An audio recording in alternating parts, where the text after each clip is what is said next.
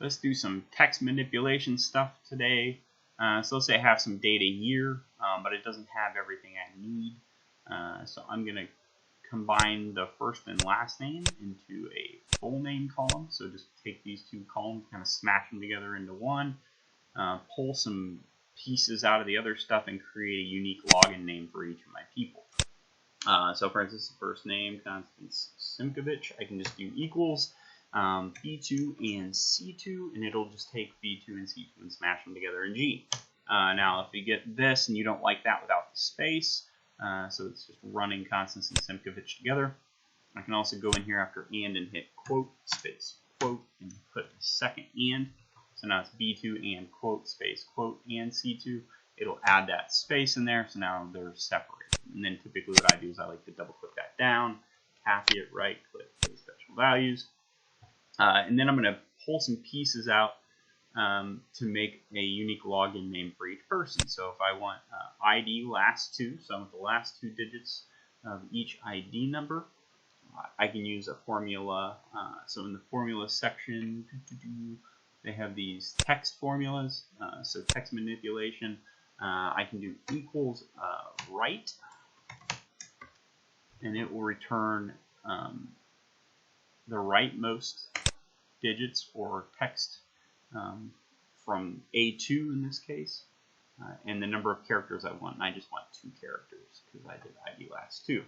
If you want 4 characters, that's fine. If you want how many ever characters, but I hit that, and it's just going to pull the 49 over there. If I had 3, it'll put 449 over there, whatever. So I just drop that down. I copy it. I right click. I paste special values. Now you're going to see it gets a little grumpy at us here. It's storing these as text right now. If you want those to be actual numbers, this little drop down next to here, it says number stored as text. You can convert them to numbers if you want them to be numbers. Okay, so no big deal. How about next, initials? So I want Constance Simkovich to be CS, this one to be HC. I'm just going to pull the front of each their first and last name. So this is left instead of right, so it pulls it left instead of right, and I want first name, comma, and I just want 1 character, right? I just want their first initial. Then the same thing, I hit and I hit left again, and I go over here, and I again just want 1, just the S, and it'll give me CS. All right, and then I just double click that down again, copy, right click, paste special values. Social Security number 3rd and 4th digit. And just for fun, let's add another one just so we don't do only 1s and 2s. So let's do 3rd, 4th, and 5th. So we're going to do Social Security number 3rd, 4th, and 5th digit. So instead of left or right, now I want mid. So I want mid. Here's Social Security number. Start number is 3 because I want the 3rd digit first. And number of characters is also 3.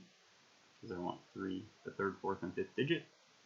And that should return me what? 546, right? 546. That's exactly what we want. Alright, so I double click that down. Again, copy, right click, get special values.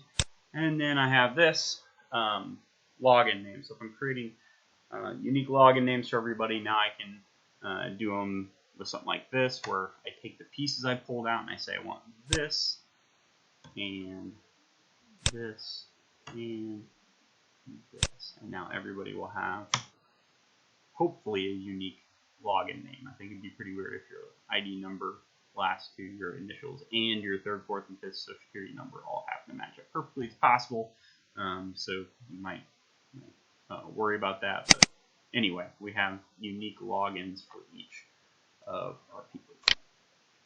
Alright, so that's a simple one. We'll come back and do some more stuff on another day.